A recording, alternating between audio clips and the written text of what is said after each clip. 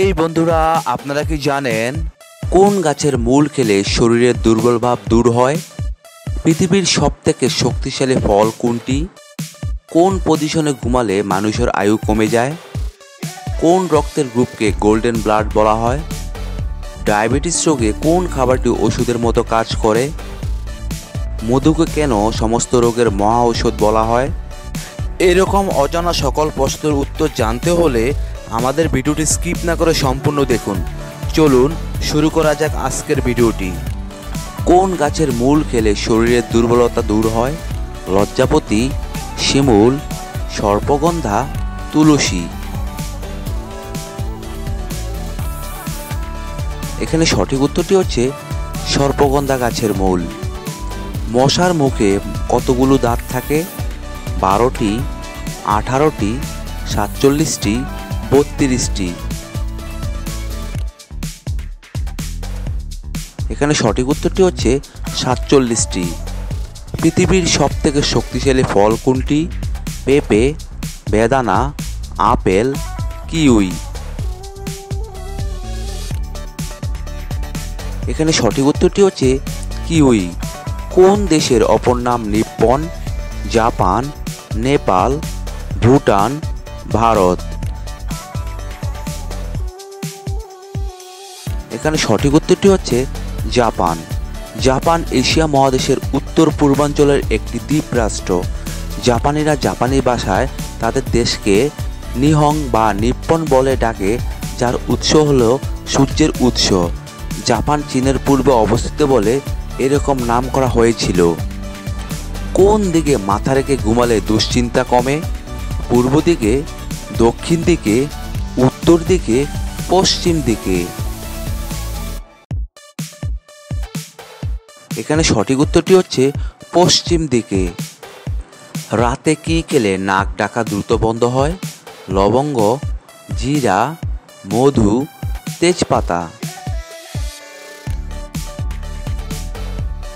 এখানে সঠিক উত্তরটি হচ্ছে মধু। মধুর মধ্যে অ্যান্টিব্যাকটেরিয়াল এবং অ্যান্টি ইনফ্ল্যামেটরি দুই ধরনের গুণই আছে, যা স্মরণালীকে পরিষ্কার রাখতে সাহায্য করে। রাতে ঘুমাতে যাওয়ার আগে চায়ের সঙ্গে মধু মিশিয়ে খেলে জিভের তৃপ্তির পাশাপাশি নাক ডাকাও কমবে। বন্ধুরা, আপনারা আমার চ্যানেলটি সাবস্ক্রাইব করে আমার সঙ্গে থাকবেন। আর যদি ভিডিওটি ভালো লাগে তাহলে অবশ্যই একটি লাইক দিবেন। আর ভিডিওটি কেমন লাগলো কমেন্টে লিখে জানিয়ে দিবেন। কোন গাছের পাতা ভাতের হাঁড়িতে দিলে চাল আর ভাত হয় না?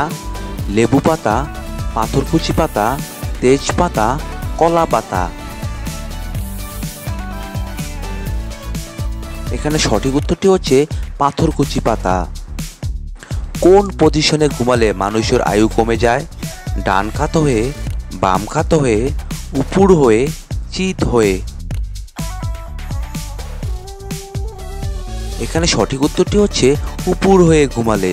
চিকিৎসকরা জানাচ্ছেন উপর হয়ে ঘুমানোর অভ্যাস মোটেই স্বাস্থ্যকর নয়। উপর হয়ে ঘুমানো ক্ষতিকর চেয়ে প্রভাব বেশি পড়ে মেরুদণ্ডে। পেটে চা দিয়ে ঘুমালে মেরুদণ্ডের অবস্থান সবসময় নির্দিষ্ট স্থানে থাকে না, কারণ এভাবে শোয়ার ফলে শরীরের পুরো ওজনটাই পেটের উপর পড়ে। দীর্ঘদিন এমন ভঙ্গিতে ঘুমালে মেরুদণ্ডে চির ধরার আশঙ্কা থাকে। ঘাড়ের পেশিতে টান পড়ে, ফলে ঘাড়, পিঠ এবং কাঁধের ব্যথাতেও ভোগেন অনেকে। কোন দেশে দাড়ি কাটার জন্য লাইসেন্স লাগে? America, Bharat, France, Romania. এখানে সঠিক উত্তরটি হচ্ছে রোমানিয়া। ডায়াবেটিস রোগে কোন খাবারটি ওষুধের মতো কাজ করে? কলার মোচা, লবঙ্গ, সিমের বিচি, আদা।